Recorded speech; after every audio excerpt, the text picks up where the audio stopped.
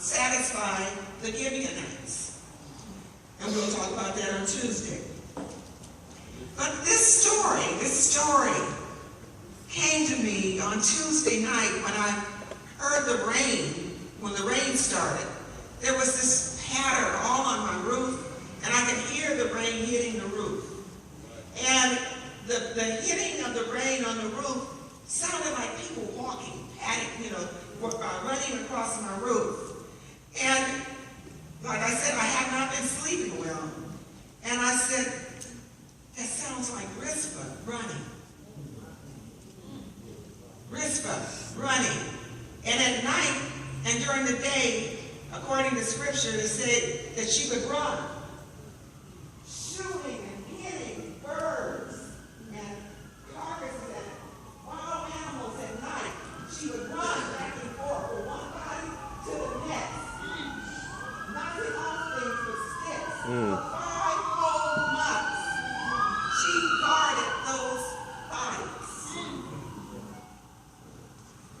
And I could hear her in a larger picture running across the United States, running from the West Coast to the East Coast, showing the lives and the disfigurement of who we are as a people and who our sons are that they're killing.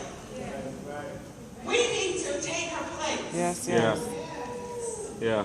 The church needs to take her place and stand guard over what is dead amongst us until the system does right according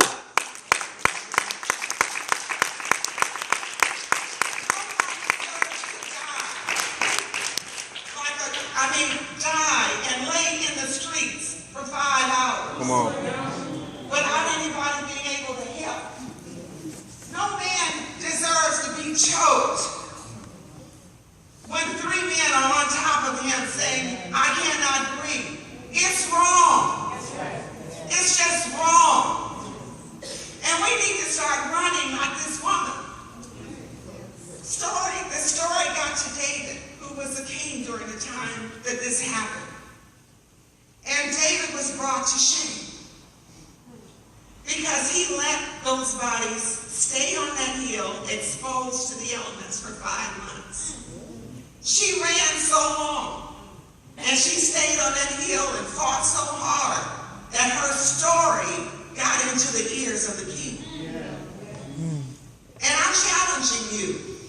We need to be running hard enough and pattering like that rain on my roof till it gets into the ear of the king. Yes.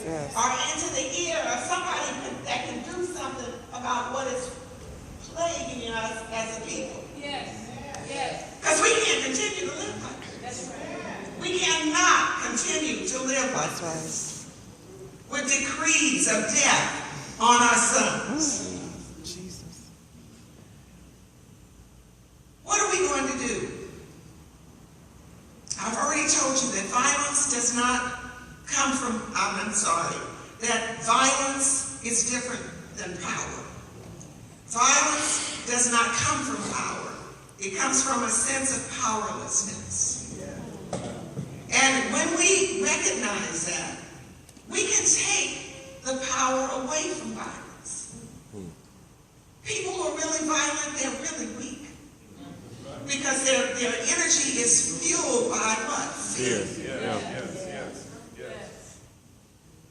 Malcolm X said this: we are in a society where the power is in the hands of those who are the worst breed of humanity. And he said that in 1965. Power remains in the hands of people who are the worst breed of humanity. What are we going to do? Now, I've heard my brothers and I've heard my sisters say, we're going to pray. I'm like, King, prayer has its place.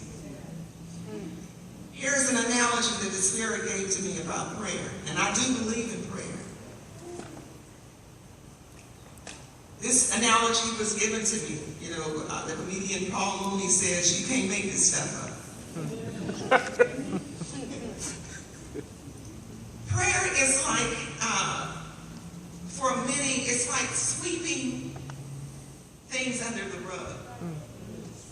You know, it's like, I'll let God deal with it. I'm going to sweep it up under. I'm going to sweep it up under God. And so we just sweep things up under God and walk on the rug. You know, walking on water. Jesus. You know, I just told God about it, and that's it. But sweeping things up under the rug of God, after a while, you can sweep so much stuff under the rug. And it's hard to walk.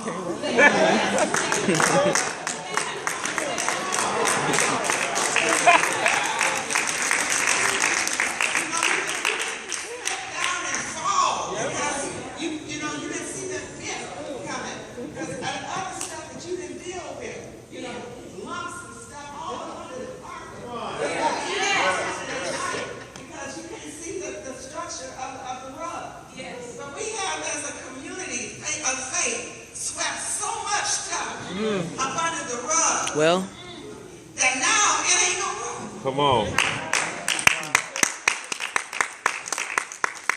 not any room. And the fact is that when we step on the rug, stuff starts losing out. man. And that means that we got a problem. Things get covered, but it does not solve the problem. The trash is still on the floor. And church is still too much trash on the floor. You keep sweeping things under the rug, and soon there's no room to hide things, and you have to pick it up. That's what we got to do. We got to pick up some of this trash. We got to really deal with it and take it where it belongs. Come on. Not up under the rug, and deal with it properly so that it won't be there anymore. Every aspect of our life presents an opportunity for the manifestation of the divine presence. I don't want you to think that God is not in the middle of all of this. God is in the middle of all this mess right now.